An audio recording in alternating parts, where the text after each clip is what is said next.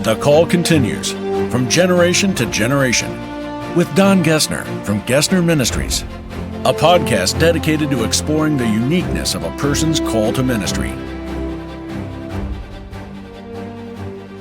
I am really happy to have Dr. Vic Reasoner with me on the podcast today. Vic, it's great to see you. How are you doing?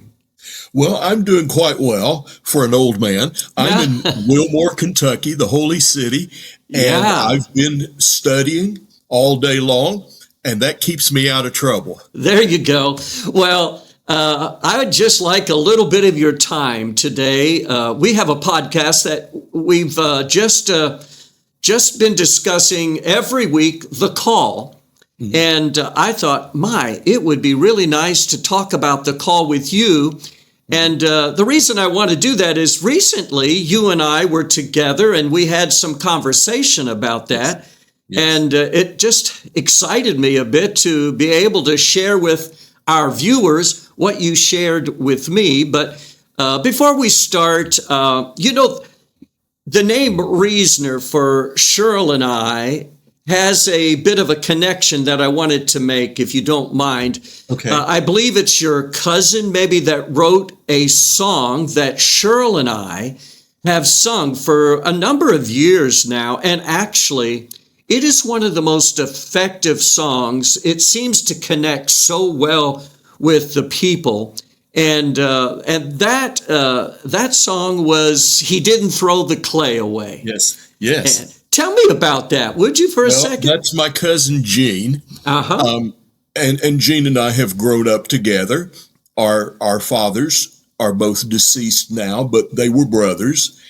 And Gene was always my hero. I tried to do everything like him. Yeah. And he was just a little bit older than I, and really immersed me into Southern gospel, bluegrass type music.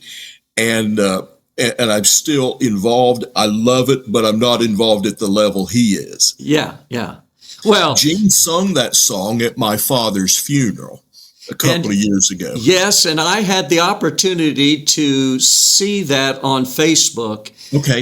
It must have been posted by someone, maybe the church, but I did get to see that. And that song has just been a real connection for us and the people that we're singing to. So anyway, I thought that was a nice little highlight. But so Vic, I would like for you, before we start, give us a little bit of background about, your education, your family, anything you want to share just to help our viewers to know who you are. I was raised in the Church of God Holiness and only attended one church until I left to become a pastor. And that was the college church at Overland Park. I only had 4 pastors, and they were all very well educated, starting with Dr. Cowan, then Dr. Yoakum, Omar Lee, and Ray Pollard. I left the church under Ray Pollard, and both really, Dr. Lee had an honorary doctorate, and Ray Pollard had almost completed an earned doctorate. So really, I have a very high standard to follow. Admire all of those men. And I left in 1977 to plant a church. And so that's my background. I attended what is now, we know it is Kansas City College and Bible School. Now it's Kansas Christian College. Yes. Did my undergraduate work at Biola University and my doctoral work at Asbury Theological Seminary. Oh, yes. Wow. Well, let's start this way today. Can you just, for me, would you identify what it means to be called from a biblical perspective? Well, theologically, we talk about the gospel call, the call of salvation, call to salvation, very eloquently stated by Isaiah in Isaiah 55. That's the call to salvation. And we believe everyone hears the gospel call. Yes. But there is a secondary call that sometimes is referred to as the vocational call. Uh-huh. And I don't think everyone receives the vocational call, and that doesn't make them second-rate Christians, because I want to distinguish between the gifts of the Spirit and the calling of God.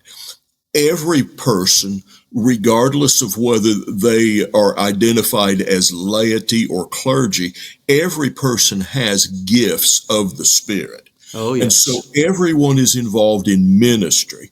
So this is not a call to ministry.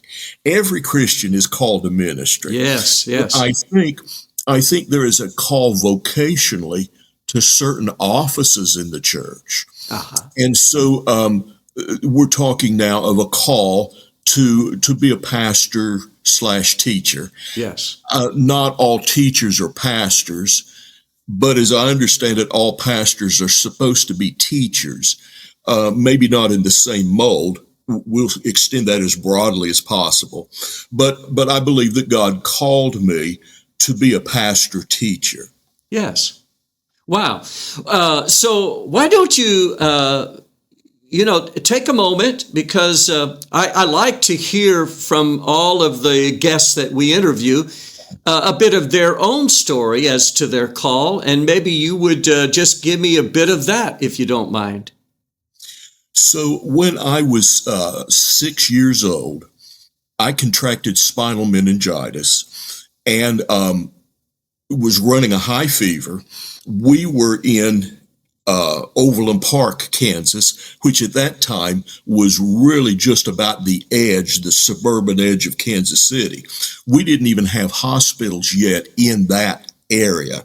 Oh. And so this is far enough back in time that our family doctor made a house call. He came to my home and immediately saw that I had spinal meningitis, put me in his full-sized, I think, Oldsmobile or Cadillac, got a police escort, and drove as fast as he could across the state line to Kansas City, Missouri, to Providence Hospital. And I was in isolation. I was in a coma for 6 days. And Don, the thing's so long ago. We're talking way, way back in time. Oh, sure. What blurs in my memory is my personal memory and what other people remember and told me. Sure. I have a handwritten account of my mother.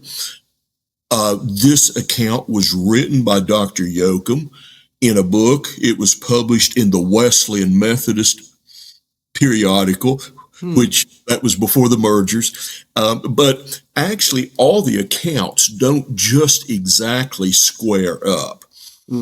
And so I think I was told two different things, either that I would be an invalid for life or that I would not live. And all of this blurs a little bit, but however it really was back then in about 1961. Sure. My grandfather, Lester Reasoner, got up in the night and drove over to Pastor Yoakum's home, woke him up, and they prayed. They prayed until God told them that he was going to heal me. Now, Dr. Yoakum tells a little bit about this in Conformed to Christ, which was written back then, but Smuel Publishers has reprinted it. It's about a page and a half in there about a little boy named Victor, and you just have to take my word that I'm the Victor, because it never identifies me with my full name. Yeah. Just before you continue there, I absolutely remember Dr. Yoakum personally, because I was old enough to hear him speak, and he was such a well-respected person, even outside of the Church of God Holiness, where he was a part. So that's just an interesting thing for me that you've referenced Dr. Yoakum. Well, all four of my pastors were very formative in my development. And Dr. Lee not only was my pastor, but my college advisor. So I was taking classes under him at college age. So I really respect all four of those men. Yeah. But what happened in the hospital then, hours after they received divine assurance of my healing, is that I sat up in bed, which was considered miraculous with my spinal condition. And then a nurse did something for me, and I thanked her, which nearly scared her out of her skin because she thought I was unconscious. And so immediately word went through the hospital. And of course, I'm quoting Dr. Yoakum. Sure. See, I wouldn't have known this, but according to his account, word went through the hospital that I had been healed. And so I was discharged days later with really no reoccurrence. I'm pushing 71. I still mow my own grass. I was supposed to be an invalid or worse. That is amazing. So the Lord just healed me instantaneously. Well, the rest of the story is that the old saints at revival or camp meeting, the old saints would almost just stare at me at times. And when they caught my eye, they would sort of lay hand on me and say, son, you know God spared you for a purpose. You know God's got something special for you to do. Yes. Well, I want to add two disclaimers here. It's one thing for them to call me. It's another thing for God to call me. Absolutely. And the other disclaimer is this word special. Because giving a cup of cold water in Jesus' name is special. Oh, yes. But I think that in my boyish immaturity, I thought maybe that meant the next Billy Graham. Well, obviously it didn't, but that word special has had to be redefined. And I want to say that everyone God has saved is special. Absolutely. Everyone God created is special. But there was this sense, Don, that, the Bible says in Psalm 23, surely goodness and mercy shall follow me. Well, not only did I have goodness and mercy following me, but I almost felt like there was a call breathing down my neck. Well, as I got into teenage years, and particularly into college years, the uncertainty of feeling that something was breathing down my neck, but not quite realized yet. I'm sort of a person that I hate indecisiveness. Yes. One of my character defects is do something even if it's wrong. Yes. I don't like to hold still and do nothing. Right. The Lord has had to teach me that. So there were times when I thought, well, when we go to midweek prayer meeting service, I'm going to get up and announce I'm called to preach. Well, by the time I got there, it had sort of evaporated, and I didn't think I was. Yes. I lived with that tension, and it really was frustrating to me because of this decisive nature. So I think one of the things I want to say, and we may come back to this later, is a call is not just a lightning bolt out of the blue. But it is this thing that you can't get away from. Sure. It just builds. You can't get away from it. And so it was in that context that Ray LaSalle came to speak at Kansas Christian College, and it was a Friday, January 10th, 1975. Now, we later connected, but we had not had any connection. We had never met face to face. But I'd heard about him and wanted to meet him. So I go to chapel that day, and he gets up and announces that God changed his message on the platform and that he was going to speak about the call of God. Well, the unusual part of that experience was, I don't know that a whole service was ever before or since just devoted to me. In the sense no one else was called. I'm sure it had good for other people. But from the moment he said that, I said, well, this is it. Oh, yeah. Well, what do you do now? Yeah. Well, I went forward, but people use this language. I surrendered to a call to the ministry.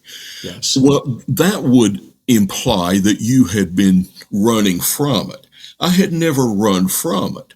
I just didn't want to claim it without it being true. Sure. So I was fully convinced that this was God speaking to me. And I went forward, but really there was no reason to go forward. There was no surrender. There was no battle. What do I do? But when I went forward, there was this overpowering sense of God's presence. Praise God. Probably, Don, the most powerful God encounter I've ever had in my life. Oh, my. And I don't want to set people up that this is what you must expect or this is what you must demand. Sure.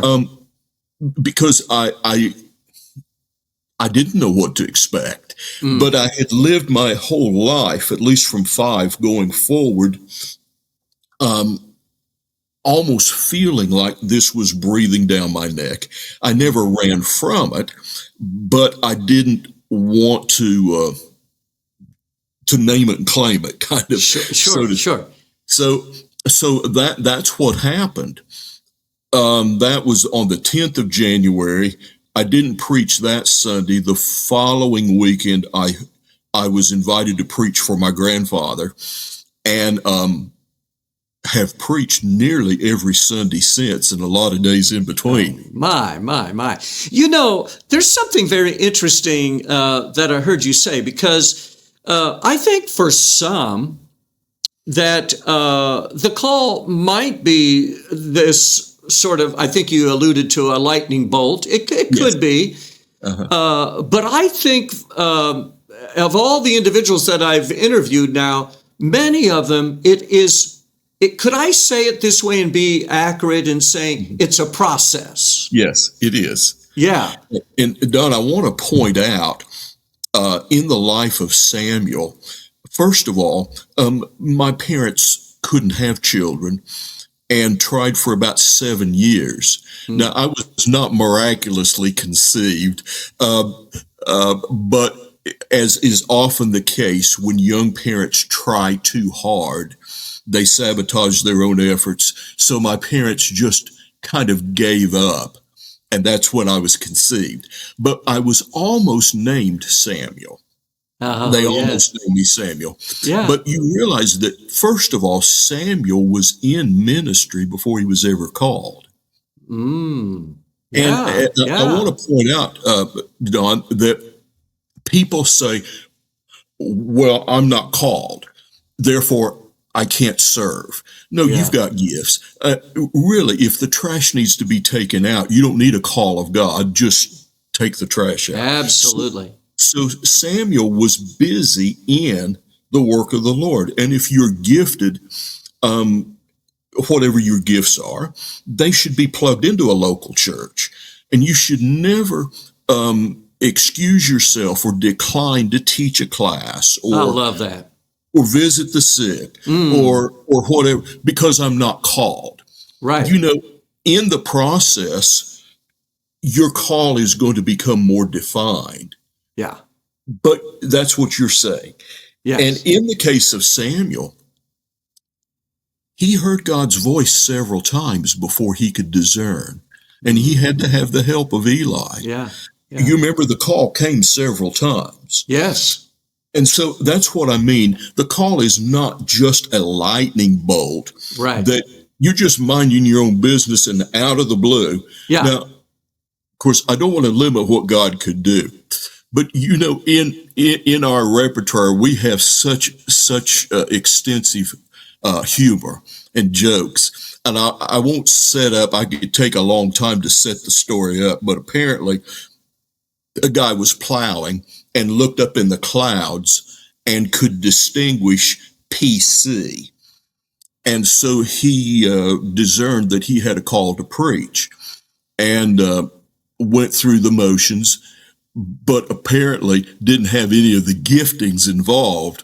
And upon further reflection, that PC was redefined from preaching Christ to plow corn. And he went back to plow. See, the whole joke here, if you tell it right, is he was farming. Yeah. And this lightning bolt said, preach Christ. But he wasn't gifted to preach Christ in that sense, and went back to plowing corn. Yeah. So that's the false kind of calling, that someone either puts it on you, or you don't know how to interpret it. But I think generally, this call of God is something. It gets louder and it gets louder and it gets louder, and it gets to the place where you can hear it.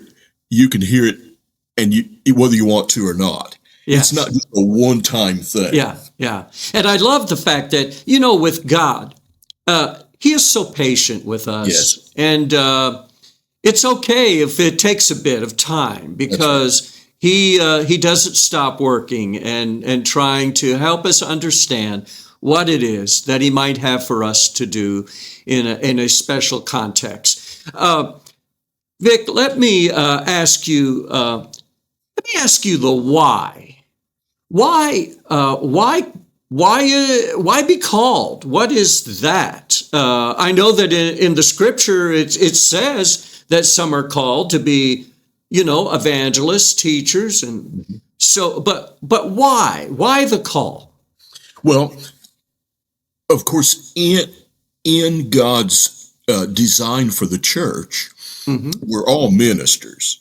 This is where the misnomer comes. We're all ministers, but some are called for special offices, which really are offices of leadership or responsibility.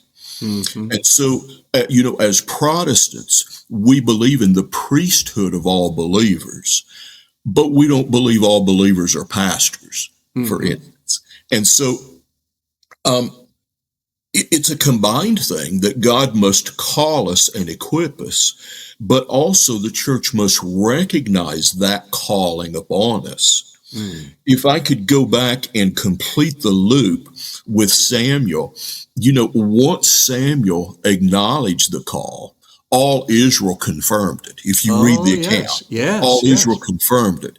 In my own case, I announced a call to preach, and everybody said, well, we already knew it. It seemed as though I was the last to know. But, everybody said, well, we knew that. Well, I didn't. I struggled with it. But I think that the church then confirms. The church can't call you. Right. But the church should confirm you. Oh, yes. They must acknowledge your gifts and what God is doing in your life. Yeah. You can't just unilaterally come in and take over. It's something that they must acknowledge. So I don't know how well I'm answering the question, why does God call? But I think it has something to do with the church has to have leadership. Yes. Yes.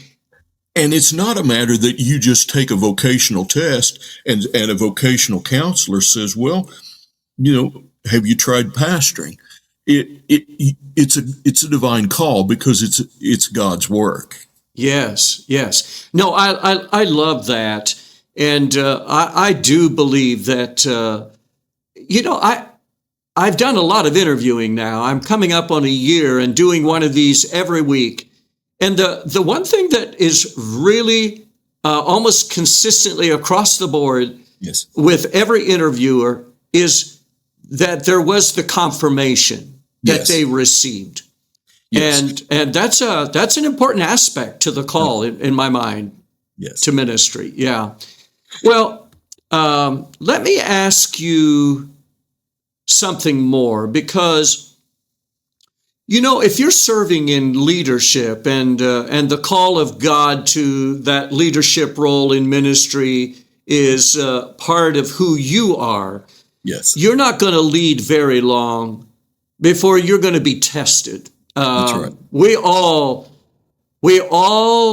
come in we are confronted with issues and problems that have to be handled. Yes. And that can be discouraging. But Yes. when I think about someone who is called to do what they do, and then think about some of the struggles that we might encounter in that call, how do you feel that call sustains? How has it sustained you through these years? Don, I think there are people who have challenged my authority and have questioned my authority. But because of the experience that I've related to you, I've never questioned who I am or what God called me to be. Oh, yeah. I sometimes you make your point by overstating it. There are days when I wasn't sure I was saved, but there's never been a day when I didn't know I was called to preach. Yes, yes. In the sense that, no, I haven't done everything right, but I know this is what God wants me to do. Yeah, yeah. There's such a resoluteness about it, isn't there? Yeah. It's not a matter that you say, well, I think I'll try another profession. Right. Now, I want to be careful to say that the way this works out in the 21st century, we should expect bivocational ministry to be more the norm. Yeah. And that being said, I do whatever I have to do in order to preach and to lead. My first congregation, I had a lawn service, and I did maintenance for a high rise. Yeah. I was planting a church, and there's going to be more church plants. And so the other gifts and talents and experiences you have may help you. But, if you ever come to the place where your business is more motivating to you than your ministry, you better get that sorted out. Yeah. You do whatever business you have to do to sustain yourself. Sure. But really, you live for that ministry that God has called you into. Yeah, I love that. I love that. That's such a good thought right there. Let me ask you one more question, Vic. There may be someone even today that's watching this video that says, I'm trying my best to know what it is that God is calling me to. Mm-hmm. What might you say to that person that might be helpful to them in regard to their call? I think that they should be open or approach their own pastor or leadership, and that assumes that they are in that kind of a relationship. Yeah.